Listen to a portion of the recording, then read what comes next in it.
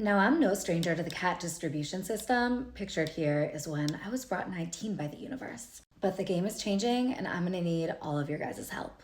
The first OpCat sold for $254,000 today, or 6.3 Bitcoin at Sotheby's.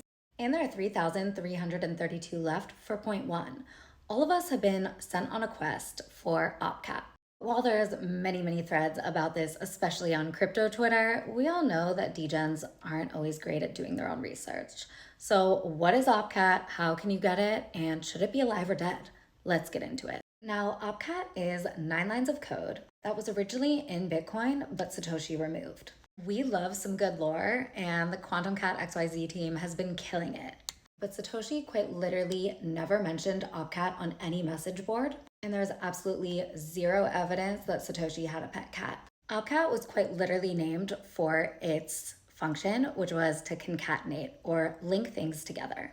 So explained by one of my brilliant teammates, Bob, to concatenate means to put things together. So if you have Alice and Bob, if you use OpCat, it would become Alice Bob. Essentially, OpCat would allow for more programmable transactions, something a little bit similar to what you see with smart contracts on ETH.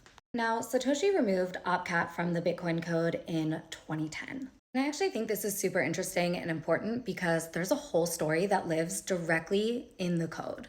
But in 2019, Ethan Heilman started the Malicious Covenant Challenge. And you know that during a bear, degens will do anything for a free drink.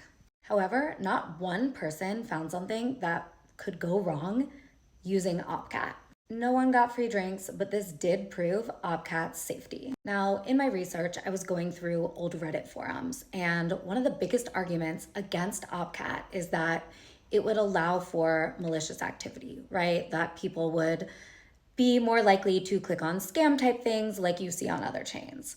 But we have to remember that Bitcoin is permissionless. We can't just not do things because uneducated users might get hurt. I think we should focus on education, and I don't think that's a good reason, but I digress. Let's continue on the journey and the story of OpCat.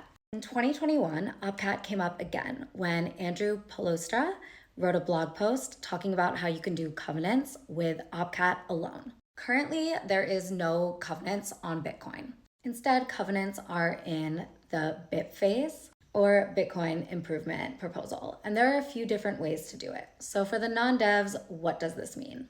Covenants would allow for scripting that would essentially control the way that your Bitcoin is spent. So it could only allow list Bitcoin moving to certain addresses. It could allow a transfer if a wallet has not been touched after a certain amount of time.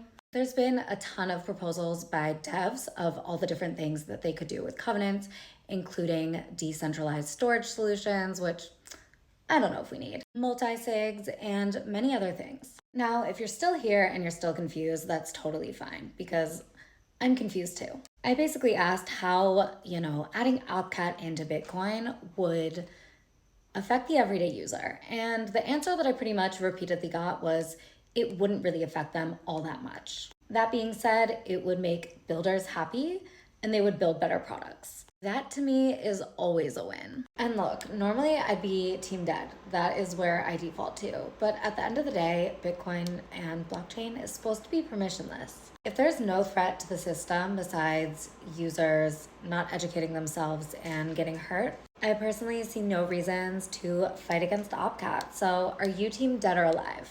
As always, let me know if you have any questions and do all the things so we can all get distributed cats in a way different way.